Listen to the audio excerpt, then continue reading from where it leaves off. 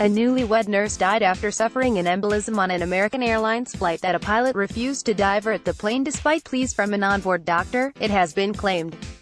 Brittany Oswell was on her way home to South Carolina with her military husband Cory when she collapsed in the toilet on the flight from Hawaii to Texas in April 2016.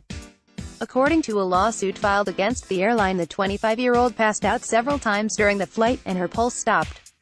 Flight attendants and a doctor on board frantically tried to save her life by giving her CPR after pleading with the captain to make an emergency landing. According to a lawsuit filed against the airline, the 25-year-old passed out several times during the flight, and her pulse stopped. Image, Reuters, but the captain allegedly refused after getting advice from an on-call doctor on the ground. 4 hours after she first passed out, the plane landed in Dallas and she was rushed to the hospital. She was declared brain dead 3 days later, after suffering a pulmonary embolism and cardiac arrest and never regaining consciousness. Her husband, who she had been married to for less than a year, and her family are now suing the airline, WSFA reports. In the lawsuit, they accuse American Airlines of negligence for not diverting the plane, which they claim could have prevented her death by getting her the help she needed sooner.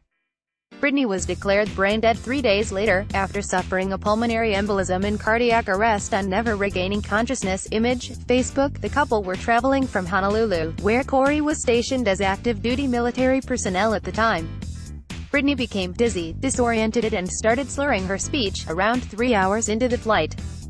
She fainted, and when she regained consciousness, a doctor who happened to be on board said he thought she was having a panic attack.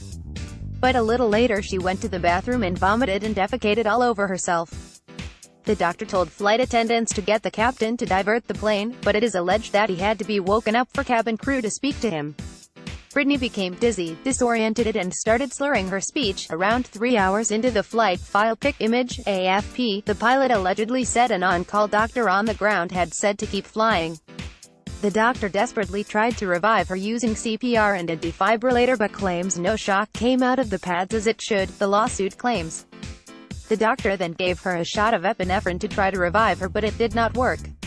It states, after Brittany's pulse stopped, the doctor and the flight attendants placed the AED pads on Brittany's chest and attempted to turn on the current. However, the AED reported that no shock was administered despite 3 attempts.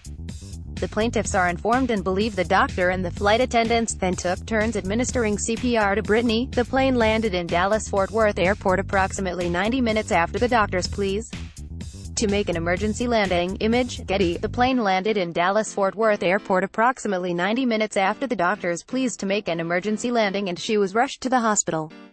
She suffered a second embolism while in the hospital and on April 18 was declared dead. Her parents Tina and Christopher filed a lawsuit against American Airlines in South Carolina on the 2nd anniversary of her death, alongside widower Cory. They are seeking damages in an amount to be determined by a jury for severe emotional distress, anxiety, grief, and sorrow. Lawyer Brad Cranshaw told the Mile Online that her fate was sealed by the airline's staff's actions. He said, "When Brittany got on the plane, she stepped into her coffin. It's a tragedy," American Airlines said in a statement. "We take the safety of our passengers very seriously and we are looking into the details of the complaint.